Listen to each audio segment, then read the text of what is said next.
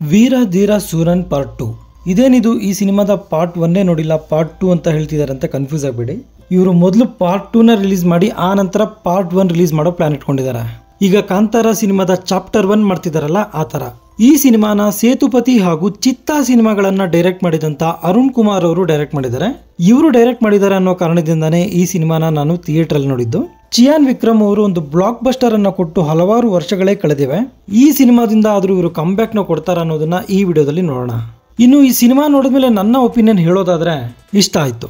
ಅರುಣ್ ಕುಮಾರ್ ಅವರ ಹಿಂದಿನ ಸಿನಿಮಾಗಳಂತೆ ಈ ಸಿನಿಮಾದಲ್ಲೂ ಕೂಡ ಅವರ ಮೇಕಿಂಗ್ ಹಾಗೂ ಟೇಕಿಂಗ್ ಎರಡು ತುಂಬಾ ಅದ್ಭುತವಾಗಿ ಮೂಡಿಬಂದಿದೆ. ಈ ಸಿನಿಮಾದಲ್ಲೂ ಕೂಡ ಆ ರಾನೆಸ್ ನ ಇವರು ಕಂಟಿನ್ಯೂ ಮಾಡಿದ್ದಾರೆ.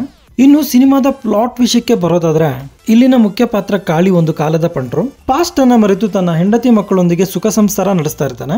ಇಂತಿಪ್ಪ ನಮ್ಮ ಕಾಳಿ ಲೈಫ್ ಅಲ್ಲಿ ತನ್ನ ಹಳೆಯ ಬಾಸ್ ಒಂದು ಹೆಲ್ಪ್ ಕೇಳ್ಕೊಂಡು ಬರ್ತಾನೆ. ಇಲ್ಲಿ ಕಾಳಿ ತನ್ನ ಹಳೆಯ ಬಾಸ್ಗೆ ಸಹಾಯ ಮಾಡ್ತಾನ ಅಥವಾ ದ್ರೋಹ ಮಾಡ್ತಾನ ಅನ್ನೋದೇ ಸಿನಿಮಾದ ಆನ್ಲೈನ್ ಸ್ಟೋರಿ. ಈ ಸಿನಿಮಾ ವಿಕ್ರಮ್, ಎಸ್.ಜೆ. ಸೂರ್ಯ ಹಾಗೂ ತೆಲುಗು ನಟ ಪೃಥ್ವಿರಾಜ್ ಈ ಮೂವರ ಸುತ್ತಾನೆ ಸುತ್ತಾ ಇರುತ್ತೆ.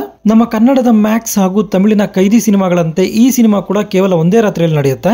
ಒಂದೇ ರಾತ್ರಿಯಲ್ಲಿ ನಡೆದ್ರೂ ಕೂಡ ಈ ಸಿನಿಮಾ ಸುಮಾರು 2.5 ಗಂಟೆಗಳಿಗೂ ಜಾಸ್ತಿ ಇದೆ. ಸಿನಿಮಾ ನೋಡ್ತಿರೋಷ್ಟೊತ್ತು ಎಲ್ಲೂ ಕೂಡ ನಿಮ್ಗೆ ಬೋರ್ ಆಗಲ್ಲ. ತುಂಬಾನೇ ರಿಯಲಿಸ್ಟಿಕ್ ಆಗಿ ತೆಗೆದಿದ್ದಾರೆ ಈ ಸಿನಿಮಾನ. ಜಿ.ವಿ. ಪ್ರಕಾಶ್ ಅವರ BGM ಓಕೆ. ಸಿನಿಮಾದ ಕತೆ ರಾತ್ರಿ ನಡೆಯೋದ್ರಿಂದ ಸಿನಿಮಾಟೋಗ್ರಫಿ ತುಂಬಾ ಇಂಪಾರ್ಟೆಂಟ್ ಆಗಿರುತ್ತೆ. ಸಿನಿಮಾಟೋಗ್ರಫಿ ಕೂಡ ತುಂಬಾ ಚೆನ್ನಾಗಿದೆ. ಡೈರೆಕ್ಟರ್ ಅರುಣ್ ಕುಮಾರ್ ಅವರು ಮತ್ತೆ ಗೆದ್ದಿದ್ದಾರೆ ಅಂತ ಹೇಳ್ಬೋದು.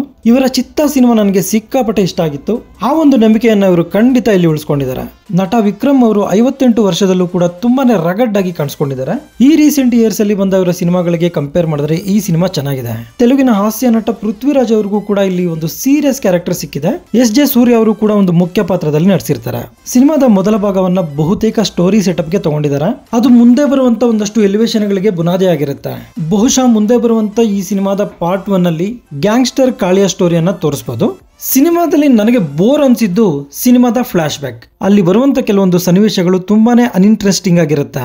ಅದು ಬಿಟ್ರೆ ಸಿನಿಮಾ ನಿಮ್ಮನ್ನ ಆರಾಮಾಗಿ ನೋಡ್ಸ್ಕೊಂಡು ಹೋಗುತ್ತೆ. ಸಿನಿಮಾದಲ್ಲಿ ಯಾವುದೇ ರೀತಿಯ ಅಡಲ್ಟ್ ಕಂಟೆಂಟ್ ಇರಲ್ಲ. ಆರಾಮಾಗಿ ಫ್ಯಾಮಿಲಿ ಜೊತೆ ನೋಡಬಹುದು. ಸೊ ಇದಾಗಿರುತ್ತೆ ವೀರ ಶೂರ ಧೀರನ್ ಪಾರ್ಟ್ 2 ಸಿನಿಮಾದ ನನ್ನ ಒಂದು ಒಪಿನಿಯನ್.